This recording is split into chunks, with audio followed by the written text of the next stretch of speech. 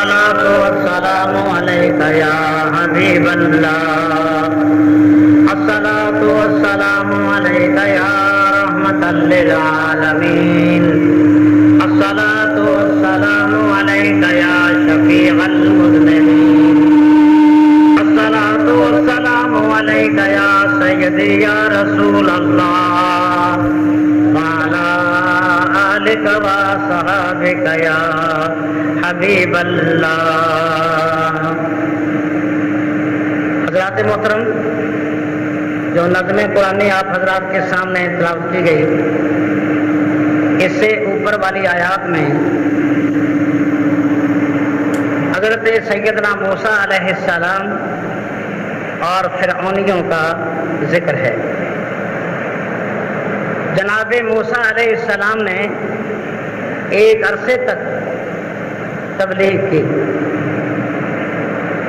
آپ نے ہر طرح کے دلائل سے اللہ تعالیٰ کی وحدانیت، اللہ تبارک و تعالیٰ کی معبودیت اور اپنے نبی اور رسول ہونے کے دلائل پیش کیے، لیکن فرعونی وہ تھے جو کہ آپ کی تبلیغ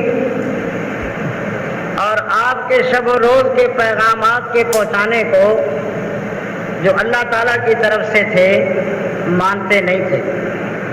چنانچہ حضرت سیدنا موسیٰ علیہ السلام نے اللہ کی بارگاہ میں عرض کیا، یا اللہ، یہ ایسی قوم ہے انہم قوم فاسقون، یا اللہ یہ ماننے والے نہیں ہیں، یہ تسلیم نہیں کریں گے۔ اللہ تبارک و تعالیٰ نے ارشاد فرمایا، فَأَسْرِ بِعِبَادِي، اے میرے پیارے نبی، میرے بندے جو تیرے پر ایمان لا چکے ہیں، فَأَسْرِ بِعِبَادِي لَيْلًا، رات کے وقت ان کو لے کر نکل گئے۔ اللہ تعالیٰ نے فرمایا کہ رات کے وقت جو لوگ آپ پر ایمان لا چکے راتوں رات ان کو لے کر یہاں سے تشریف لے جائیں گے۔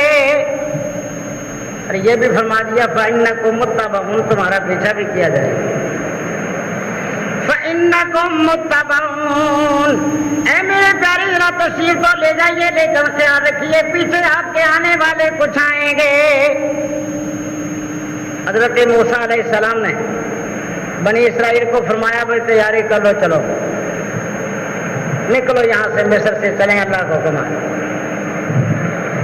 لیکن جب موسیٰ علیہ السلام چلنے لگے، اللہ تعالیٰ کی طرف سے یہ حکم آیا، میرے پیارے نبی، یہاں پر میرے پیارے نبی حضرت یوسف علیہ السلام کا مزار مقدس ہے، ان کے جسم پاک کو ساتھ لے جائیے۔ حضرت یوسف علیہ السلام جو ہے نا، سبحان اللہ کے نبی ہیں، بادشاہ نبی ہیں، حسن و جمال کے بادشاہ شہنشاہ نبی ہیں۔ جس وقت آپ پر آخری وقت آنے لگا نا تو اللہ تعالیٰ سے دعا کی، توفنی مسلما والحقنی بالصالحین، یا اللہ تعالیٰ جب میں دنیا سے جاؤں تو تیرا فرما بردار بندہ جاؤں، مجھے فرما برداری کی حالت میں اٹھا لے اور مجھے نیکوں کا ساتھ نصیب کر دے۔ والحقنی بالصالحین، صالح کس کو کہتے ہیں؟ صالح اس کو کہتے ہیں جو حقوق اللہ بھی ادا کر جائے اور حقوق العباد بھی پورے کر دے۔ اللہ تعالیٰ کے جو نبی ہوتے ہیں نا، حقوق اللہ اور حقوق العباد کے ادا کرنے میں ان کا سب سے اونچا درجہ، اس میں صالحیت کے اعتبار سے وہ سب سے اونچے۔ دعا کی، یا اللہ مجھے صالحین کے ساتھ ملا۔ مطلب کیا؟ یا اللہ تعالیٰ جہاں پر میرے پیارے باپ حضرت یعقوب علیہ السلام کا مزار مقدس ہے، جہاں میرے دادا حضرت سیدنا اسحاق علیہ السلام کی جلوہ گری ہے، یا اللہ تعالیٰ مجھے بھی وہیں پہنچا دے۔ یوسف علیہ السلام کا وصال ہوا تھا مصر میں، اور دعا اور یہ کہ مجھے شام پہنچا دے۔ واقعی یوسف علیہ السلام کے مزار جب وصال سے ہوا نا تو اہل مصر جو تھے نا وہ آپس میں جھگڑ پڑے، یہ مصر والے تو بھائی یوسف علیہ السلام کے بڑے عاشق تھے، بڑے عقیدت مند، نیاز مند اور اہل محبت سے تھے، وہ آپ کی برکتوں کو دیکھ چکے تھے، اس واسطے ہر محلہ والا یہ کہتا تھا کہ یوسف علیہ السلام کا مزار ہمارے محلہ میں بنتا ہے۔ تفسیروں میں لکھا جب وہ جھگڑنے لگے آپس میں طے یہ ہو گیا کہ حضرت یوسف علیہ السلام کا مزار مقدس دریائے نیل کے ایک طرف بنا دیا جائے۔ چنانچہ جس طرف حضرت یوسف علیہ السلام کا مزار بنا وہ طرف آگے ساری سرسبز و شاداب، اور دوسری طرف کے جو لوگ تھے نا ان کی یہ حالت نہیں تھی۔ لوگوں نے سمجھا کہ یہ بات اس لیے ہو گئی ہے کہ آپ کا مزار جو ہے نا وہ دائیں طرف، تو آپ کا مزار بائیں طرف بنا دیا گیا، تو پھر بائیں طرف جو تھا وہ سرسبز و شاداب ہو گیا، اور جو دائیں جانب تھی وہ اس سے معلوم ہو گئے، اور چاہتے تھے وہ لوگ کہ ہر طرف جو ہے برکتیں ہو جائیں۔ چنانچہ آپس میں طے یہ کر لیا گیا کہ حضرت سیدنا یوسف علیہ السلام کو مصر کا جو دریائے نیل بہتا اس کے اندر آپ کا مزار بنا دیا جائے۔ چنانچہ ایک سنگ مرمر کا تابوت تھا، اس میں یوسف علیہ السلام کے جسم پاک کو رکھا گیا، اور دریائے نیل کے سینٹر میں وسط میں آپ کا وہ صندوق جو تھا رکھ دیا گیا۔ پانی آپ کے جسم پاک سے مل کر جاتا، برکتیں لے کر جاتا، آپ کے صندوق سے مل کر تو برکتیں لے کر جاتا، ہر طرف برکتیں۔ یہ سلسلہ 400 سال تک چلتا رہا۔ 400 سال بعد موسیٰ علیہ السلام آئے، اب اللہ کا حکم آیا ہے کہ ان کو یہاں سے آپ لے جائیں۔ حضرت سیدنا موسیٰ علیہ السلام نے بنی اسرائیل سے پوچھا کہ بتاؤ بھائی حضرت سیدنا یوسف علیہ السلام کا مزار مقدس کس جگہ پر ہے؟ لوگوں نے لا علمی کا اظہار کیا، یہ پتہ نہیں۔ ایک شخص بولا، اس نے کہا جی میری ماں اس کی 500-600 سال عمر ہے، اسے کوئی پتہ ہوگا۔ اچھا بھائی اس سے پوچھتے ہیں۔ مائی صاحبہ کو بلایا، پوچھا کہ بڑی بھی بتائیے حضرت یوسف علیہ السلام کا مزار کہاں ہے؟ مائی بڑی سمجھدار نکلی، بڑی عقیلہ فہیمہ نکلی۔ اس نے جناب موسیٰ علیہ السلام سے کہا کہ مجھے پتا حضرت یوسف علیہ السلام کا مزار کس جگہ پر ہے، لیکن میری 2-3 باتیں ہیں وہ پوری کر دو تو میں حضرت سیدنا یوسف علیہ السلام کا مزار بتا دوں گی۔ مجھے پتا ہے آپ کے اللہ کے بڑے درجے ہیں، جو آپ اللہ سے عہد کرتے جاتے ہیں اللہ تو مانتا جاتا ہے، وہ قبول ہوتا جاتا ہے، اللہ اپنے کرم سے مان لیتا ہے۔ تو میری کچھ باتیں ہیں حضرت وہ پوری کر دو، مزار ہم بتائیں۔ تو میں بتاؤ کیا؟ اس نے کہا جی بوڑھی ہو گئی، نظر کم آتا ہے، سنتا بھی کم، چلتے ہوئے سانس پھول جاتا ہے، تھک بھی جاتی ہوں، نزلہ زکام کا اثر بھی رہتا ہے، ہر طرح کی بیماریوں نے میرا احاطہ کیا ہوا ہے، گھبرا گئی ہوں۔ آج موقع بن گیا حضرت، آپ دعا کریں میں تندرست ہو جاؤں، دیکھو کیسے بتاتی۔ فرمایا اچھا یہ بات ہے۔ دوسری بات اس نے کہا جی میں ہو گئی ہوں بوڑھی، 500-600 سال کی عمر ہو گئی ہے، دعا فرمائیں کہ میں نوجوان ہوں۔ مائی صاحبہ 500-600 سال اپنی عمر کے گزار چکی ہے، بڑا عرصہ لمبا کھایا پیا، کہنا سب کچھ کیا، لیکن ابھی مرنے کو دل نہیں چاہتا، مرنے کو دل نہیں چاہتا، اور مرے بغیر گزارا بھی نہیں۔ اچھا جی ہوگا، یہ بھی ہو جائے۔ اب اس نے تیسری بات کی ہے نا، اس نے کہا کہ تیسرا میرا مطالبہ یہ ہے کہ میں بڑی بوڑھی ہو گئی ہوں، سب کچھ ہو گیا ہے، لیکن میرے سے وعدہ کریں کہ جنت کے جس درجے میں آپ جائیں گے اس میں مجھے بھی لے چلیے۔ آپ فرما رہے تھے اچھا تیری بیماریاں بھی ہٹ جائیں گی، تو نوجوان بھی ہو جائے گی، لیکن یہ ساتھ والی بات چھوڑ دو۔ ہم اللہ کے نبی ہیں، اللہ کے رسول ہیں، ہم اللہ کی معصوم مخلوق ہیں۔ اللہ تعالیٰ ہمیں جنت میں اونچے درجے دے گا، اور صرف جنت مانگ لے اور ساتھ والی بات چھوڑ۔ انہوں نے کہا جب مزار کسی اور سے پوچھ لو، نہیں بتا۔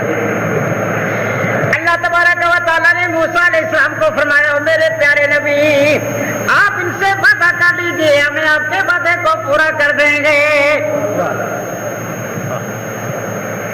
یوسف علیہ السلام بڑی شانوں والے، ہر رب شان والے، برکتوں والے۔ تفسیر میں لکھا جس وقت بھائیوں نے آپ کو کنویں میں ڈالا تھا نا، تو وہ کنویں کا پانی جو تھا وہ نمکین کڑوا تھا۔ تفسیر مدری میں حضرت یوسف علیہ السلام کو بھائیوں نے کنویں میں ڈال دیا، کنویں کا پانی پہلے کڑوا تھا، نمکین تھا، حضرت یوسف علیہ السلام کے آنے سے پانی میٹھا ہو گیا۔ برکتیں دیکھو نبی کے جسم۔ اور جس وقت آپ کو قافلے والوں نے نکالا تو کہتے ہیں تفسیر مدری میں لکھے کنواں رویا، کنواں جو تھا وہ رویا اپنی شان کے مطابق جیسے اس کی حیثیت ہے۔ کنواں رونے لگا کہ جناب میرے اندر سے ایک اللہ کا پیارا نبی تشریف لے جا رہا ہے، اور اب آگے وضاحت ہوگی انشاءاللہ۔ تو یوسف علیہ السلام کے جسم پاک کو مائی نے بتا دیا، آپ نے دعا کر دی۔ تفسیر مدری شریف ہے اور تفسیر ساوی ہے، ان کا محاصر میں جہاں کرتا جا رہا ہے۔ اس مائی صاحبہ کو اللہ نے جوانی لوٹا دی اور 50 سال کی ہوگی۔ تفسیر میں لکھا مائی 50 سال کی ہوگی، 500 سال عمر تھی اور پھر 50 سال کی ہوگی۔ اور کہتے جب اس کی عمر چلتی رہتی تھی، جب پھر 500 سال کی ہو جاتی تھی، اللہ تعالیٰ اس کی جوانی کو لوٹا دیتا، پھر 50 برس کی ہو جاتی۔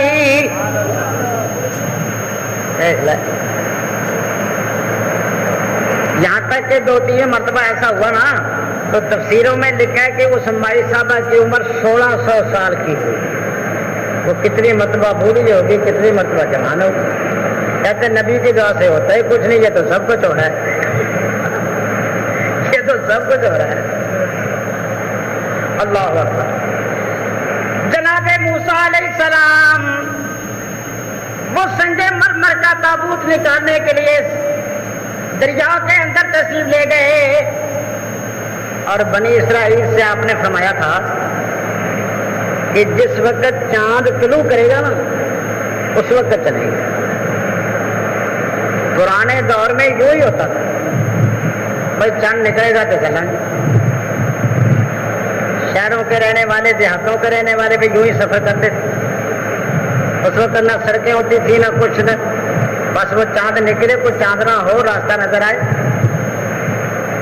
واہ اللہ کے نبی کی شان دیکھو۔ موسیٰ علیہ السلام نے وعدہ کیا بنی اسرائیل سے جس وقت چاند طلوع کرے گا چلیں گے۔ چاند کے طلوع کرنے کا وقت ہو گیا اور موسیٰ علیہ السلام ابھی اپنے کام سے فارغ نہیں ہوئے تھے۔ اللہ تعالیٰ سے کہ مولا کریم میں نے ابھی کام کرنا کچھ وقت اور چاند کو مؤخر کر دے نکلنے کو تاکہ میں اپنا کام کر لوں۔ چاند کی طلوع میں کچھ تاخیر کر دے، واہ جی واہ۔ چاند کے نکلنے میں تاخیر ہوئی اور موسیٰ علیہ السلام نے اپنا کام جو کرنا تھا آپ کے ذمہ تھا وہ کر دیا۔ حدیثوں میں یوشع بن نون علیہ السلام نے علاقہ فتح کرنا، ہفتے کے دن، ہفتے کی رات لڑائی نہیں کرنی تھی، جمعے کا دن تھا، سورج طلوع غروب ہونے کے قریب چلا گیا اور علاقہ فتح نہیں ہوئی۔ جناب حضرت سیدنا یوشع بن نون علیہ السلام نے اللہ سے کیا مولا کریم ابھی تک یہ علاقہ فتح نہیں ہوا، ہفتے کی رات آنے والی ہے، سورج کے غروب ہونے میں ذرا تاخیر کر دے تاکہ میں علاقے کو فتح کر لوں۔ یہ چاند سورج جو ہے ایک طلوع غروب کے اندر اللہ تبارک و تعالیٰ اپنے نبیوں کی باتیں مانتا ہے۔ حضرت سیدنا یوسف علیہ السلام جو تھے ان کا تابوت شریف جو تھا نا وہ موسیٰ علیہ السلام نے نکالا اور موسیٰ علیہ السلام بنی اسرائیل کو لے کر چلنے لگے. اللہ تعالیٰ نے فرمایا نا انکم متبعون تمہارا پیچھا کیا جائے. حضرت سیدنا موسیٰ علیہ السلام بنی اسرائیل کو لے کر رات کو چل پڑے. صبح کو جب فرعون اٹھے تو بنی اسرائیل کے محلے میں بندہ ہی کوئی نہیں ہے. وہ سارے جا سکتے پتہ لگا بھائی وہ سارے چلے گئے راتوں رات ہی چلے گئے. پیچھا کرو بھائی. فرعون نے حکم دیا. یہ فرعون جو تھا نا یہ خود گائے کی پوجا کرتا تھا. گائے اس کے پاس ایک سفید گائے تھی بڑی خوبصورت. یہ اس گائے کی پوجا کرتا تھا. لوگوں کو بھی کہتا تھا کہ گائے کی پوجا کرو. کیونکہ فرعون گائے پرست تھا اس واسطے آگے قرآن شریف کے اندر ذکر آتا ہے کہ جو سامری تھا نا اس نے اسی لیے بچڑا بنایا تھا تاکہ لوگوں کو پتہ چل جائے کہ ہمارا فرعون جو ہے وہ جب گائے پوجتا تو ہم بھی یہ گائے بچڑا ہی پوجے. اس واسطے اس نے بچڑا بنایا.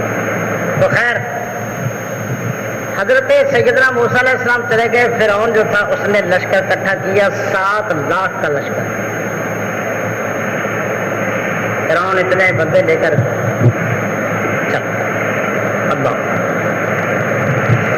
جناب موسیٰ علیہ السلام دریا سمندر کے کنارے پر پہنچے. بحیرہ کلدم پر آگے سمندر ہے پیچھے فرعون ہے. مسئلہ تو بڑا مشکل بنا. یا اللہ آگے سمندر ہے پیچھے فرعون آ رہا ہے میں لاؤ لشکر. ہم درمیان میں رب نے فرمایا آپ عصا مارے ہم خشک راستہ بنا دیں. یہ موسیٰ علیہ السلام کا عصا بھی بڑے کام کرتا ہے. پتھر پر لگے تو پانی کے چشمے جاری کر دے اور سمندر پر لگے تو خشک راستہ بنا دے. سمندر پر حضرت موسیٰ علیہ السلام نے اپنا عصا مارا. اللہ نے خشک راستہ بنا دیا. کیچڑ نہیں ہے دلدل نہیں ہے بالکل صاف خشک راستہ تیار ہو گیا. آپ نے فرمایا بنی اسرائیل سے آؤ بھائی داخل ہو جاؤ راستہ بن گیا گزر جاؤ. کہنے کہ نہیں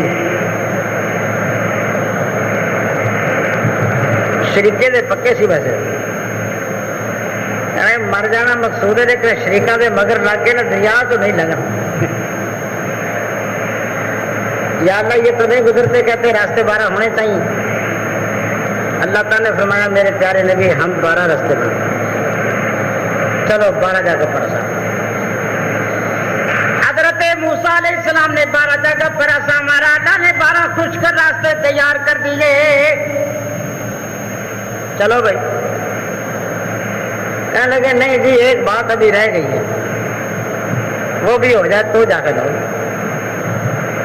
وہ کیا رہ گئے بھائی یہ ہمیں کیا پتا کہ اس طرف والے ڈوب گئے یا ٹھیک ٹھاک جا رہے ہیں. ان کے اندر دیواروں کے اندر کھڑکیاں بن جائیں کھڑکیاں ایک دوسرے سے باتیں کرتے ہوئے چلے.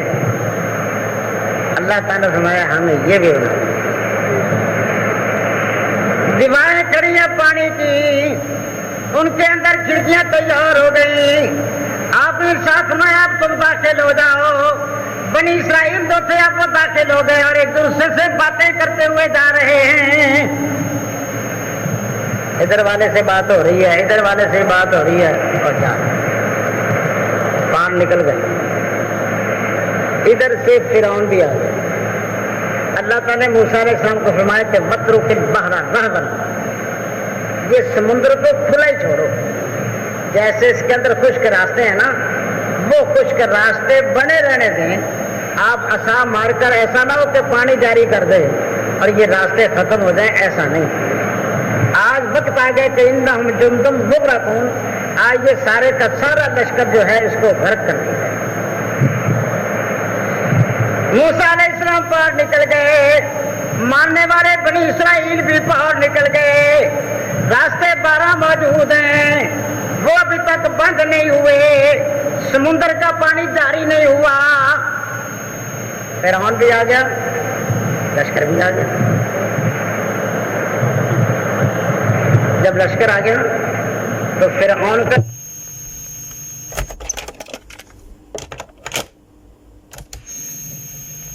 یہ میں کیا دیکھ رہا ہوں، وہ پانی کے اندر رستے بن گئے اور تو کہہ کچھ نہیں سکتا، آج مسئلہ کچھ اور بنے گا۔ فرعون نے اپنا گھوڑا روک دیا، لیکن وقت آ گیا تھا آج ان کے ڈوبنے۔ اللہ تعالیٰ نے جبریل امین کو فرمایا جبریل چڑھ ذرا گھوڑے پر اور آ ذرا۔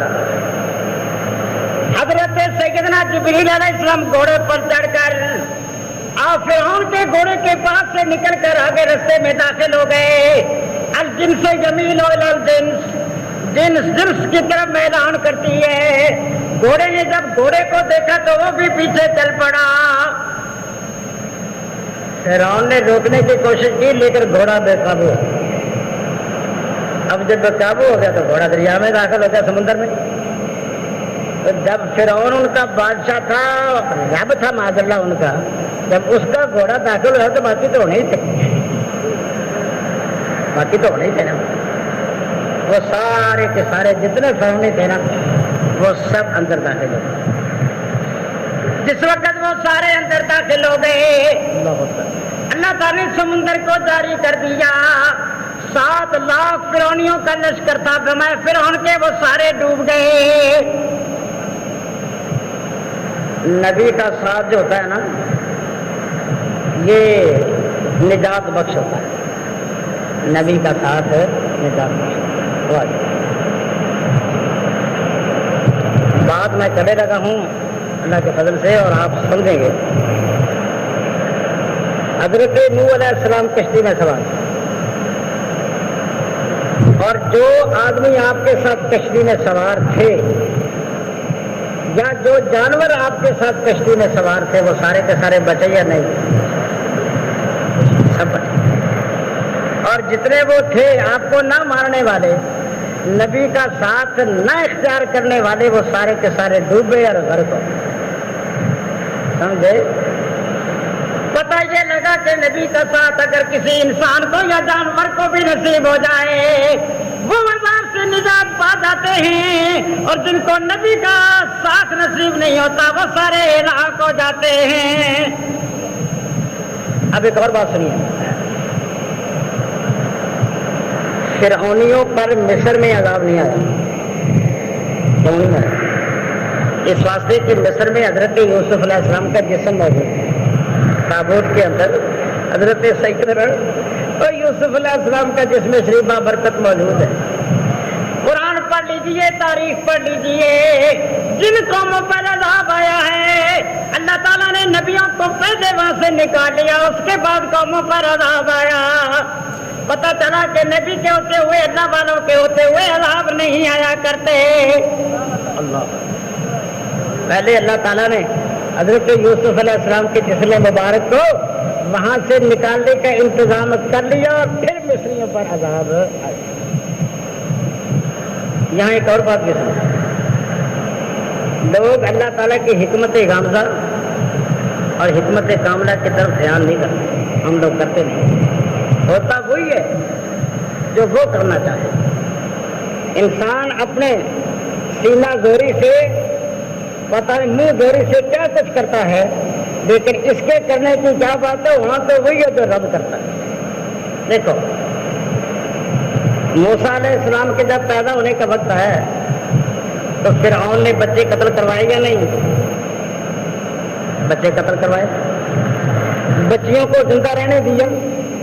جس قوم کے بچے مر جائیں، ہلاک ہو جائیں، مرد رہے نہ عورتیں رہ جائیں، اس قوم کا کیا حال ہوگا؟ اور جب وہ بچیاں جوان ہوتی تھیں اس کے ان بچیوں سے بڑے خدمتیں لی جاتی تھیں، گھروں کے صفائی کے کام ہو رہے ہیں، ان سے کپڑے دھلائے جا رہے ہیں، پتہ نہیں کیا کیا ان سے خدمت لیتے ہیں۔ فرعون اپنے روب کی وجہ سے، اپنے دبدبے اور تکبر کی وجہ سے بڑے بڑے کام بظاہر کر گیا۔ اس نے بنی اسرائیل کے بچوں کو مارا، بچیوں کو زندہ رہنے دیا، لیکن آج دیکھو کیا ہو گیا، فرعون 7 لاکھ سارے کے سارے ڈوب گئے اور ان کی عورتیں ساری زندہ بچ گئیں۔ وہ بندے مر گئے سارے ہی، اور ان کی عورتیں کیا رہ گئی؟ زندہ رہ گئی۔ یہ کوئی نہ سمجھے، غرور اور تکبر میں نہ آئے، اللہ سے ڈرتا رہے۔ اللہ تعالیٰ دینی عزت عطا کر دے، اللہ تعالیٰ دنیا کی عزت عطا کر دے تو اس عطا کرنے والے کا شکر ادا کرنا چاہیے۔ یا اللہ تیرا شکر ہے تو نے مجھے دین کی عزت دے دی، دنیا کی عزت دے دی۔ اور بھی تو لوگ ہیں نا جن کے پاس یہ چیز نہیں ہے۔ یا اللہ تیرا کرم ہے تو نے ہم پر یہ مہربانی کر دی ہے کہ ہمیں ایسی عزت و عظمت عطا کر۔ سمجھے؟ نبی کے ساتھ والے ہمیشہ جو ہے وہ درجے لے جاتے ہیں۔ یہ نبی کریم کی امت، حضور کے غلام خدام، یہ حضور کے ساتھ والے ہیں بھائی۔ یہ انشاءاللہ اللہ کی۔ یہ بھائی مسجد کے لیے آپ چندہ دیں، آج 20 روپیہ دینا تو آگے 15 سے زیادہ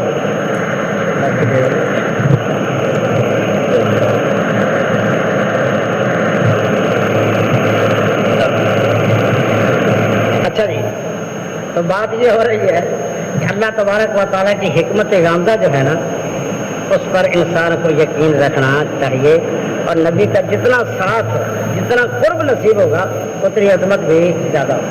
اندازہ لگائیے، سارے صحابہ شان والے ہیں لیکن صدیق عمر فاروق جو آج بھی حضور کے ساتھ ہیں، آج بھی حضور کے اس صحابہ کی بڑی عظمتیں ہیں۔ ہم سب صحابہ کی عزت و عظمتوں کے قائل ہیں۔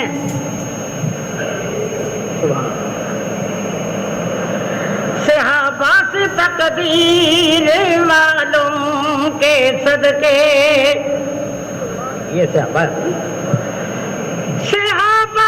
سے تقدیر والوں کے صدقے ہے پایا جنہوں نے زمانہ تمہارا۔ بڑی عظمت ہے۔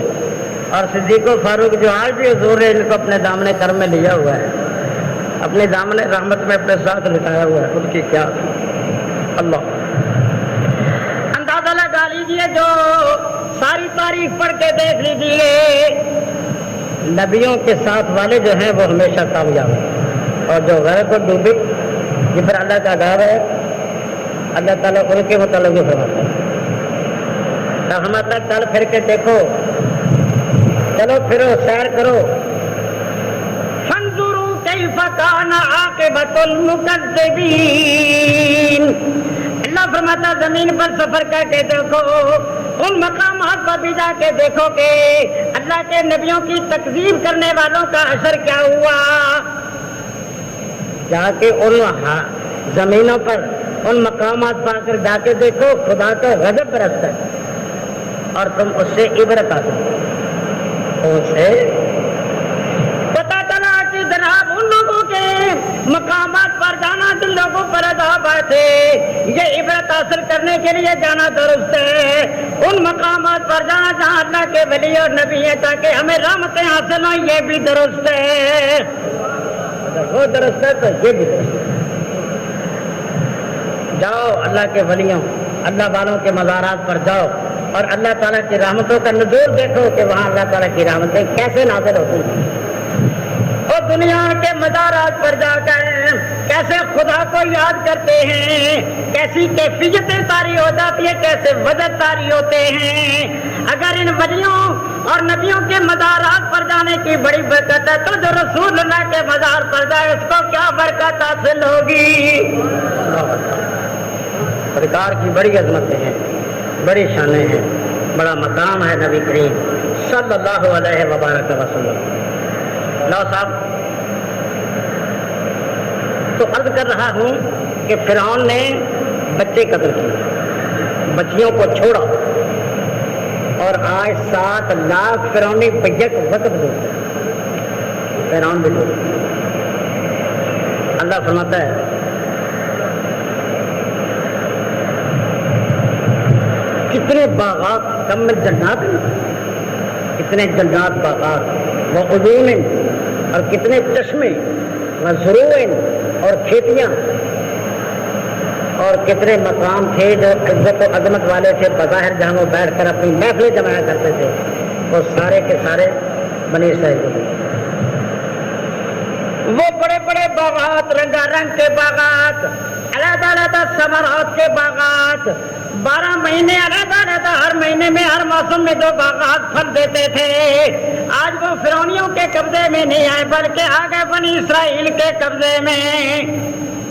اللہ فرماتا ہے نرید ان نمن علی الذین استضعفوا، ہمارا ارادہ یہ کہ ہم ان پر احسان کر دیں، مہربانی کر دیں جن کو زمین میں کمزور جانا جاتا ہے۔ بڑے بڑے یہ نہ سمجھیں کہ ہمیشہ انہیں کی بادشاہی ہے، کتنے آئے اور کتنے آئیں گے اور کتنے چلے جائیں گے۔ حقیقی بادشاہی اسی کی ہے جو باقی ہے اول سے لے کر آخر تک، اسی کی حقیقی بادشاہی ہے۔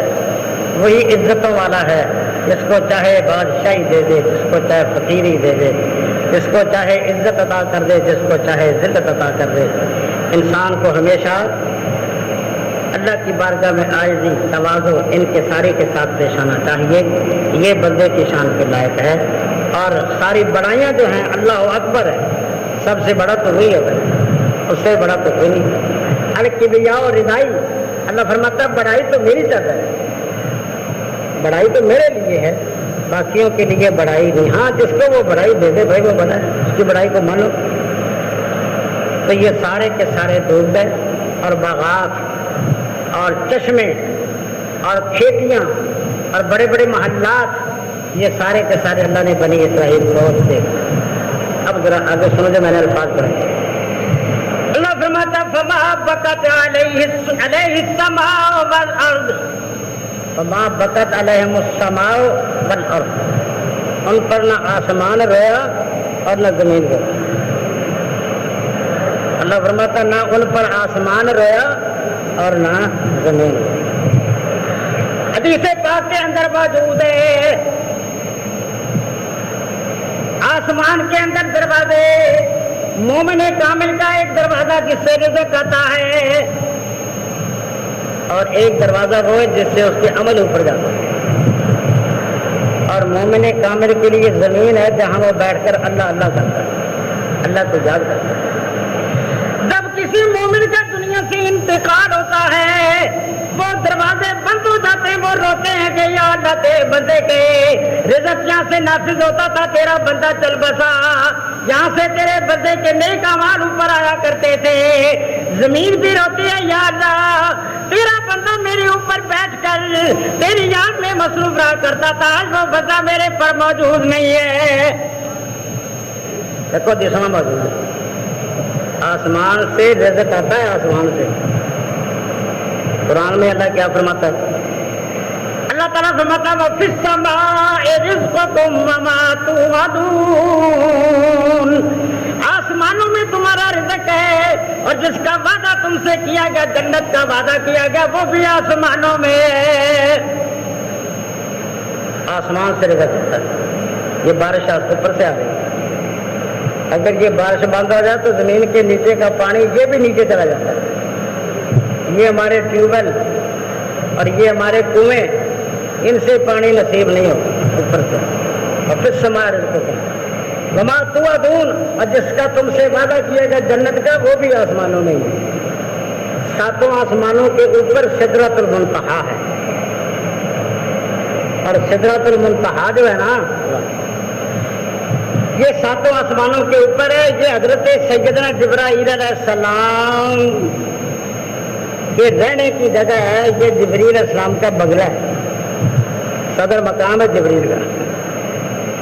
اللہ فرماتا ہے انتہا جنت الماوا، اس سدرۃ المنتہا کے بعد جنت الماوا، جنتیں 8 ہیں، سب سے اوپر جنت جنت الفردوس ہے، اس کی چھت اللہ کا عرش معلی۔ جنت الفردوس کی چھت جو ہے نا، وہ کیا ہے؟ اللہ کا عرش۔ سب سے اوپر جنت جنت الفردوس ہے۔ حضور ارشاد فرماتے ہیں اللہ سے جنت مانگا کرو نا تو جنت الفردوس مانگا کرو، وہ سب سے اونچی جنت ہے۔ رب سے اتنا، رب تبارک و تعالیٰ جو بھائی خالق و مالک ہے، عزت و عظمت والا ہے، ہر چیز کا مالک ہے، جنت بھی اسی کی ہے، جنت الفردوس بھی اسی کی ہے۔ اس سے جنت الفردوس مانگو، بڑا کچھ مانگو۔ ربنا آتنا فی الدنیا حسنۃ وفی الآخرۃ حسنۃ، یا اللہ دنیا کی بلائیاں بھی ہمیں دے اور آخرت کی بلائیاں بھی ہمیں دے. دنیا کی بلائیاں بھی بڑی ہیں اور آخرت کی بلائیاں بھی بڑی ہیں. تو اللہ تعالیٰ فرماتا ہے فما بکت علیہم السماء، ان پر آسمان نہیں روتا، زمین نہیں روتی. پتا چلا کہ اللہ والے جب دنیا سے جاتے ہیں تو پھر آسمان اور زمین بھی روتے ہیں. میں نے پہلے آپ سے عرض کیا تفسیر مظہر کے اندر موجود ہے، حضرت یوسف علیہ السلام کو جب کنویں سے نکال لیا گیا تو کنواں رونے لگ گیا. کنواں رونے لگ گیا کہ یا اللہ تیرا بندہ کتنا پیارا بندہ یہاں تھا، جس کے آنے سے میرا کڑوا پانی میٹھا ہو گیا تھا اور جس کے آنے سے برکتیں ہو گئی تھی. تو حضرت یوسف علیہ السلام کنویں میں جائے تو پانی میٹھا ہو جائے، کڑواہٹ ختم ہو جائے، اور آئیں تو جدائی میں کئی جگہ پر موجود ہے. کئی اللہ والے ایسے ہیں کہ ان کی سواریاں بعد میں روتی رہیں اور سواریاں جو تھی روتی روتی دنیا سے اللہ کو پیاری ہو گئیں. جن احباب نے سنتیں پڑھی وہ سنتیں ادا کریں.